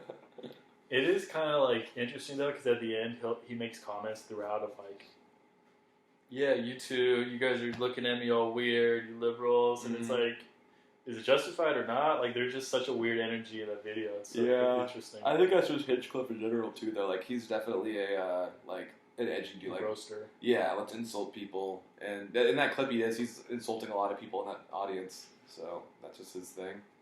I don't know. That's why I'm always hesitant for roasting the audience. It's like, I feel like I'm just gonna say something like really mean and just like cross that line, and then it's like, whoa, that's just fucked up. That's what I've been doing now that we're back to doing shows again. I've been trying to like talk to the crowd more, which is whatever. But yeah, some chick at one of the shows I did, she had said, I asked if the crowd had been vaccinated, and everybody was like, woo! And someone goes, no! And I was just like, we get it, you voted for Trump, like, we understand, like, yeah, I don't know, like, I don't think that's really roasting, unless you think it's a roast, then that says a lot about it. I mean, you have to acknowledge it. Yeah, you know? yeah. I don't know. That's another thing too. Have you been back on stage yet since everything reopened? Not yet. Just that one time at your place. Okay, yeah. Oh People, what is it like performing now with the new people scene? forgot how to act. They are loud as fuck. Like the show that we're doing tonight, they will be hammered, like completely like hammered. Because I did that same spot 2 weeks ago, and like so drunk. I hosted that show 2 weeks ago, which was perfect because I did all my jokes, and it did well. But then the crowd got drunker and drunker and drunker as the show went on. So when the headliner went up, nobody gave a fuck about him. And they were not paying attention. Like ignored him? Oh, yeah, they were just talking through him and we had I personally walked over to this one specific table probably twice. Like, hey guys, yeah, like whatever. And they're just excited about being out again. You know what I mean? That's what I was gonna ask you. Is it a mix of like freedom? I think so. People are lightweights because they've been drinking. They've been drinking. Yeah, everybody's been drinking. Yeah. I've been drinking more than ever during the pandemic. I was. This is how bad it is. This is like the classic alcoholic move. Is I stopped drinking whiskey. I just started drinking just vodka. I started getting handles of Tito's, and I would just make a vodka soda. And that was the peak quarantine. Like we're talking last April or so. Yeah, I was just I would go through that in probably 3 or 4 days because there's nothing else to do. So whenever I'm working from home, so I would finish my day and just be like, well, I guess I'll go for a run and then I'll come back and then watch TV. Like I can't talk.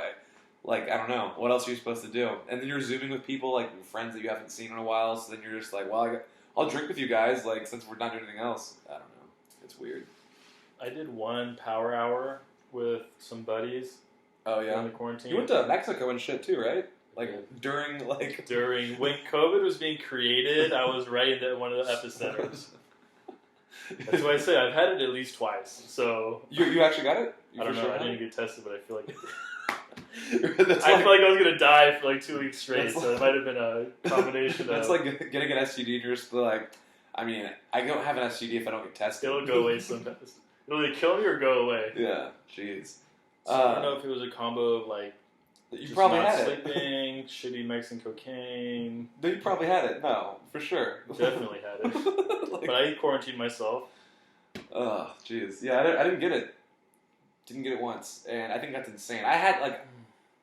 I was living pretty, like, I was being safe. I was wearing a mask and shit, but I was also, like, doing things. Yeah, like, we did a Christmas show for a small, like, private party, and after that party, everybody got COVID except for me. And everybody got COVID except for me and one other guy. And the other guy already had COVID. Like, he had the antibodies. So maybe natural antibodies. So I was just like, I don't know. Never had it. I could have been asymptomatic. I don't know. But like after that, but like so we did that private party, and everybody got COVID afterwards. And immediately when they found out, I went and got tested negative. So I was just like, I don't know. I never got the blood one though. I only got like the swabs where you have to wait like 3 days and they tell you what it is. Every test I took was negative, but I was around people who like I shared a cigarette with Marcus Peveril and he had COVID, like active COVID. Like, but I just didn't know it until after the fact. So I was like, what the fuck? So I went and got tested negative. So I'm like, I don't know how that's even possible. But yeah, I never had it. Felt great the entire time. That's good. White blood cells. My only thought is that maybe like at the very beginning I got it, but I was asymptomatic the entire time. Yeah. So, I don't know. I have no idea. Did you do antibody test? Am I going to? Did you? No. I only got the swabs. I had got tested probably like 9 or 10 times, but it was always like the one they shove it up your nose and pull it out. Yeah. That's the one. I did probably the worst thing, which was not go out at all. Just fucking. Oh, just stay in? Work and stay in and just. That's fine. Order shit on Amazon, but. Yeah, that's fine. I had a lot more money too because I wasn't going out all the time. Yeah. That's a good point. Yeah. So I bought It's time though. Feels good. Yeah. Yeah, shows are back, man. It's been fun. Shows are back. I went to Bakersfield on Thursday and did one of their mics and like popping as fuck. Shout out the Bako boys, Boydson and Co. Yeah, they it's a Daniel Bet show. You should go to that one next week if you want to. It's a Thursday night. Oh yeah, you're working and shit though. But it was like honestly, it was worth the drive. Like, cause probably 60 people there that were all like actively listening the entire time, and yeah, it was fun. Hopefully, if everything goes according to plan, in a couple of weeks, I'll be able to switch my schedule and get back out. Yeah. But if anyone, by the grace of God, is watching this right now, the 0 people watching this, we have a show Sunday night. Oh yeah. Downtown. Where's it at again? The new Full Circle every Sunday from here on out. It's where Zach's Brewing used to be. They went out of business. R.I.P. Have we performed it before? Or is this a brand new place? What is this place? So that's what I was gonna say. So one of my friends, like her family is Zach's Brewing, and they just said like I was texting her about it whenever like the pandemic was going on, and she had said like it was just too much for them, like the no business and people not able to go inside. So they said they're closing down, and they hope to reopen like a tap house with 2 other local breweries. So instead of just having it just be their spot, it's going to be them and like some other spots. So, but because of that, they left that location, and Full Circle swooped on that location, and then like tore everything out, like refurb. They put like a stage in there now, and they put out like tables and stuff on the outdoor patio. So they have a huge patio out there, and they have like awnings and stuff. So it looks like a lot nicer, but that's just because Full Circle has more money. So, but we're doing the show there from now on Sunday nights. So the Olympic one's closed, right? That one's done, yeah, that one. And I guess what they're doing now is like their big location that they have over like in downtown, like far, not by Toga, like 2 streets away from Toga. Okay. That's gonna be just for brewing, I think. Do like brewing and pickup orders. I think is what they're doing. Don't quote me on that. I'm also an idiot. I don't know what I'm talking about. But we'll find out. Shit. Yeah, but yeah, Sunday night they're 5 p.m. too. So if you want to, you could also hit Barmageddon afterwards. You could do I have to jump on that. Yeah. But things are opening up. We're getting back out to shows. Mike's got a show tonight. Tell everyone where they can see you tonight, Mike. When this comes out in a week. Right. Hey, when you see this, I did a show. It was last week. We're talking about all these shows that are literally going to be impossible for you to see. No, you can go to the Full Circle one's going to be a weekly show, so you can go to that one. When you see this right now, if you are watching this, every Sunday. So Sunday nights. Yeah. And if you want to make the trip to Baco, tell everyone where they can find you on social media. Instagram, just my name, Mike Wooten. Yeah. You can follow me on Twitter too if you want. That's trying my worst, but that's about it. Don't worry about anything else. Very funny Twitter, very funny Facebook jokes. He follows me on neither, so you can't confirm. I've been off of social media and I plan on staying that way. Gotcha. Well, cool. Thanks for having me, man. Thanks for Mike coming back on. First official guest in the studio. Nice. First rendition of the studio for guests. Fuck yeah, man. And Shit. Thanks everyone for watching. Like, subscribe, click. Peace. Nice.